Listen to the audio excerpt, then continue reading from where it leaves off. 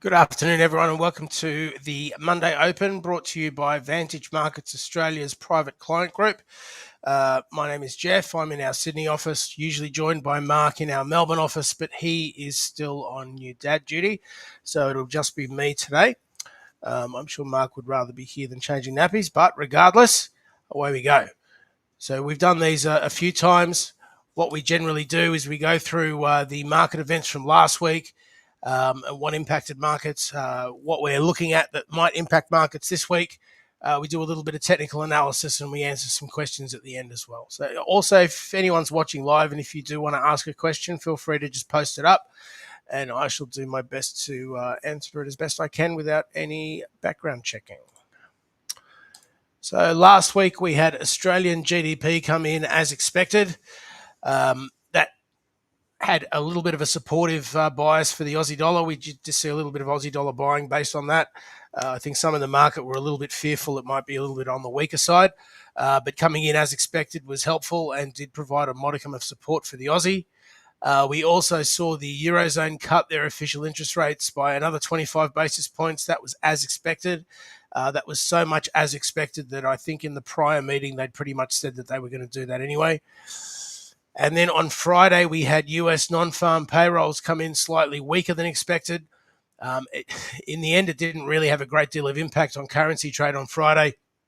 The markets were kind of digesting a really big week of wild swings based on tariffs out of the US being put on and being taken off and being delayed and being put on again. And obviously that Eurozone rate decision as well. Last week was a really big week for dollar weakness. The euro was the big leader of that one. So the euro was the best performing currency in the G10 last week.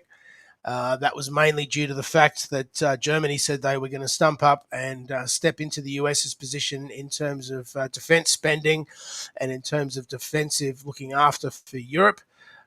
Donald Trump was very keen to back out of that. He's looking at saving money across many, many areas of government spending, and defense spending is one of them. The interesting thing about that was that a lot of people were expecting non-farm payrolls to be a little bit weaker than expected based on the layoffs from Elon Musk's Doge's group in the federal employment. In the end, it was slightly weaker than expected. The unemployment rate rose slightly from 4.0 to 4.1, and markets were just happy that it wasn't significantly worse than that. So that was last week as it was. This week we've got US inflation numbers being the leading lights for us this week in markets world.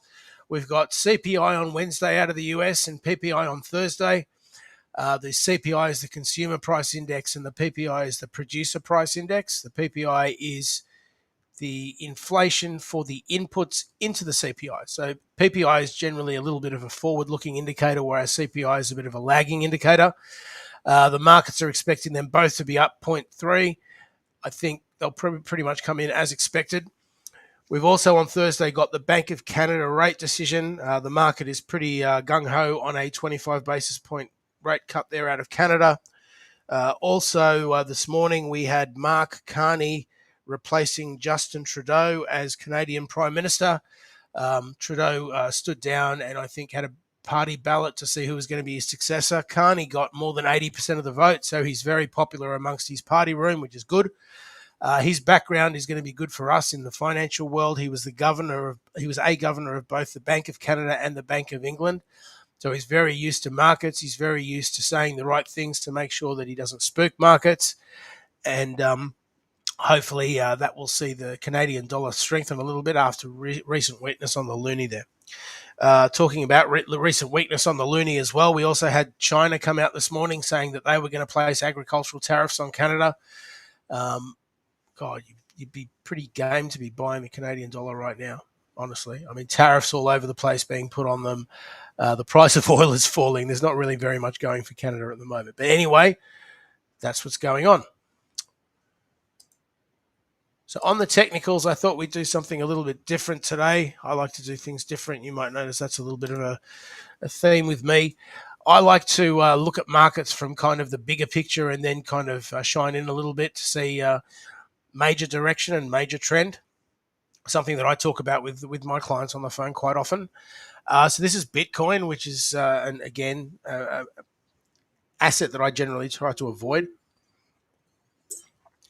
The guys in the office laugh at me about it because the old guy won't trade Bitcoin. But regardless, you can see this is a daily chart that's a little bit scrunched up of Bitcoin from that last move up, which was quite impulsive. The recent move down has taken out about 50% of that prior move up. You can also see there's some pretty good support there at 72,150. This is instructive because what's happened is price has gone up and price has put in a Fibonacci 50% retracement. Those retracements are generally really quite respected, and it will be interesting to see how Bitcoin is looked at going forward when it does, or if it does continue to respect these levels. The Fibonacci numbers tend to work better on bigger markets. So, I mean, people use them on the Dow Jones index, and they use them on the dollar euro and the dollar yen as well, just because they tend to work better on bigger markets. So it'll be instructive to see how it works on this one. But anyway, we're seeing long-term support there at 72,150. If we do scrunch in a little bit, we can see this little bearish trend that's gone on for the last, 6 weeks or so, a little bit longer than that. I don't know, since the middle of January. That controlling trend line is coming in at about 93,500. Me personally, I'm pretty bearish below that level. I think price would need to get above 93,500 for me to be excited about Bitcoin having another crack at the highs at about 108, I think, from memory. We've also got the 89,300 level, which is quite key as well. Given that it's in a long-term bear trend, I'd probably want to be selling into moves towards 89,300 with stops above 93.5. Targeting that longer term 72. I just think that's kind of a relatively safe bet. The market does seem to fall. This one's a bit funny because Bitcoin does tend to move really quite impulsively, but that's what I'm seeing on that one.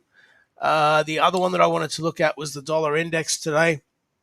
We've had some very big moves on the currencies, or kind of early to mid last week, and you can see that move down on the dollar index there.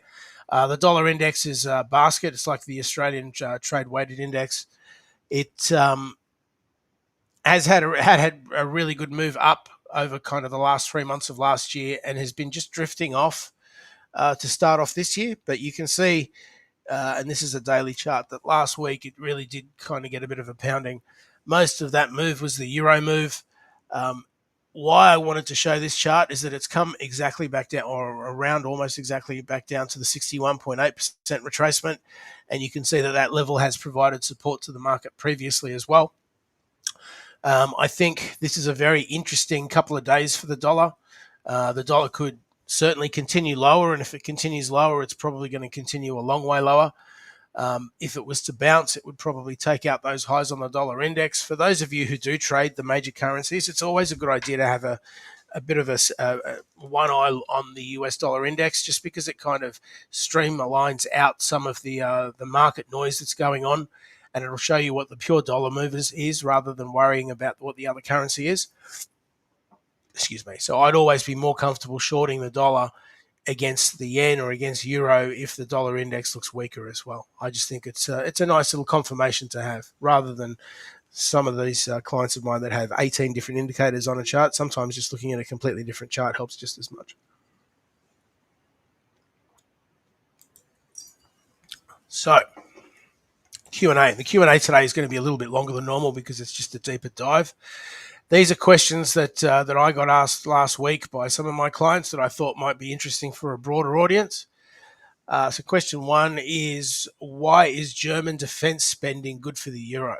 So for those of you who do trade the euro, you saw that really big move last week.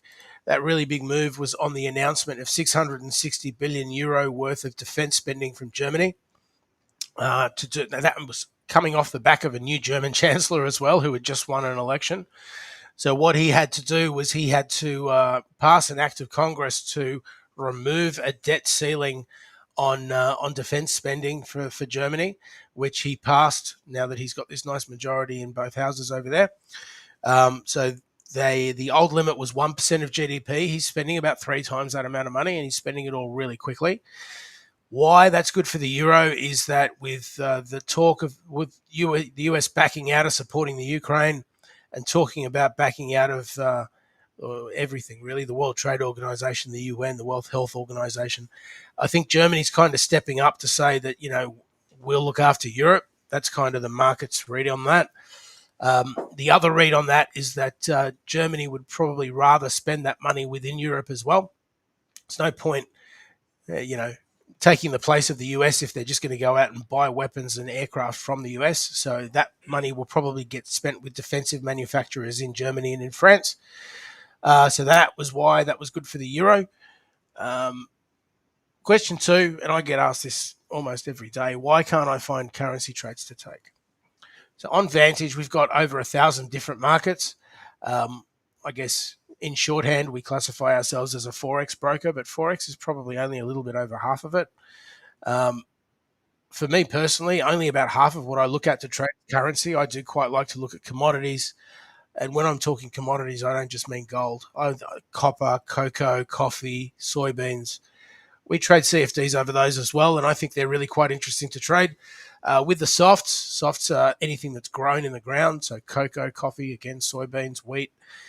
They tend to move in line with weather more than anything else. So they have really nice trends. So I would urge anyone who's interested in holding positions on their trades rather than in and out day trading to have a look at the soft commodities, just because they do tend to move really quite well. I'd say about half of what my personal trading is in softs. And most of the old guys would have said the same thing. They're nice markets. They move well. They move with common sense, and they tend to move directionally really quite nicely. So they're the questions. Nothing else has come up from the audience. So that's about it for today. Thank you so much for your time. This video will be uploaded to our YouTube and to our trading room when it's finished. I think it's being live streamed to both at the same time as well. If you haven't already logged into our trading room, I really think you should.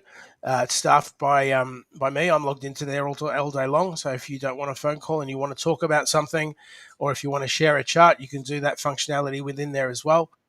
We also have some analysts from the Everest Fortune Group who are logged into that all day too. They can answer questions as well, and they also provide a little bit of analysis to the markets too. We have our weekly technical video, which is uploaded to that trading room every Monday. That was uploaded this morning. And we have a private client daily update, which is also updated to that room, or you can be added to that mailing list.